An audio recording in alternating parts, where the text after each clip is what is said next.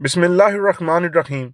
मैं बात करने जा रहा हूँ 7 खानों की जो दूसरे खानों के साथ नहीं खाने चाहिए। खजूर को एक दूध में मिलाकर खाया जाए तो इससे तवानाई से भरपूर और मजेदार खजूर शेक बनता है, लेकिन हमारे कुछ खाने ऐसे हैं जिन्हें दूसरे खानों में शामिल करके खाया जाए तो वो हमारे निज़ाम हज़ाम को मुतासर कर देते हैं, बाज दफा हमें बीमार भी कर देते हैं। इस वीडियो में डाइट स्पेशलिस्ट की तरफ से मना किए गए 7 फूड कॉम्बिनेशन शामिल करने जा रहे हैं जो हमारी सेहत के लिए मुफीद साबित नहीं होते। वीडियो में आगे बढ़ने से पहले गुजारिश है कि उर्दू हेल्थ केयर चैनल को सब्सक्राइब कर लें और साथ दिए गए बेल आइकन को प्रेस कर लें ताकि नई आने वाली वीडियो आपको बर वक्त मिल सके। नंबर 1 पर बात करें तो कॉफी और सैंडविच हैं। सुबह नाश्ते के लिए जब वक्त ना हो तो सैंडविच बनाना बहुत आसान लगता है, और अगर आप सुबह नाश्ते में चीज का सैंडविच खाना पसंद करते हैं और साथ में कॉफी पीना पसंद करते हैं तो आपके ये पसंद चीज खाने के तमाम फायदों पर पानी फेर देती है और निज़ाम हज़ाम को मुतासर करेगी। ब्रेड के सैंडविच के साथ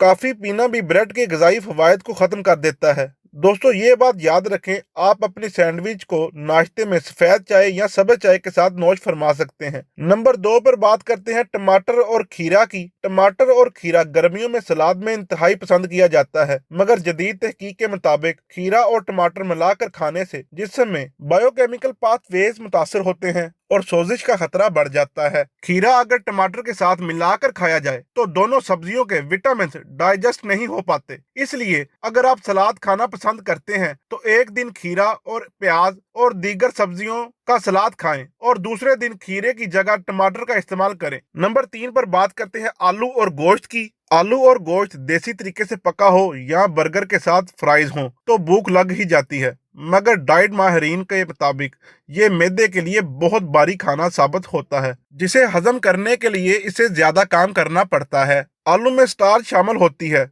और गोश्त की प्रोटीन से तेजाबियत पैदा होती है, और इन दोनों को मिलाकर खाने से हार्ट बर्न, तेजाबियत, गैस और कई बीमारियां लाहक होने का खदशा बढ़ जाता है। नंबर 4 पर बात करते हैं पास्ता और कीमा की। पास्ता और कीमा, इस पर भी आलू वाला कानून लागू होता है। मैदे में सोलोरिग्लाइड्स पास्ता को शुगर में बदलते हैं और प्रोटीन गोश्त के साथ मिलकर एक नुकसानदेह केमिकल पैदा करती है, जिससे शुगर जैसी खतरनाक मोहलक बीमारी लगने का अंदेशा हो जाता है। नंबर 5 पे है सोडा और निम्को या मूंगफली या आलू की चिप्स। सोडे के साथ चिप्स, निम्को और मूंगफली कॉलेज दौर की यादों को ताजा कर देता है, मगर दोनों का इकट्ठा इस्तेमाल सेहत के लिए नुकसानदेह है। चिप्स, निम्को, मूंगफली, इनमें नमक का इस्तेमाल कसरत से किया जाता है और सोडे की बोतल में बेशुमार चीनी होती है। नमक का ज्यादा इस्तेमाल जिस्म को डिहाइड्रेट कर देता है और सोडे की बोतल खून में तेजी से शामिल होती है, जिससे ज़ियादतीस का खतरा बढ़ जाता है। नंबर 6 पे बात करते हैं पाइनएप्पल और डेयरी की। खट्टे फल निज़ाम हजम को स्लो करते हैं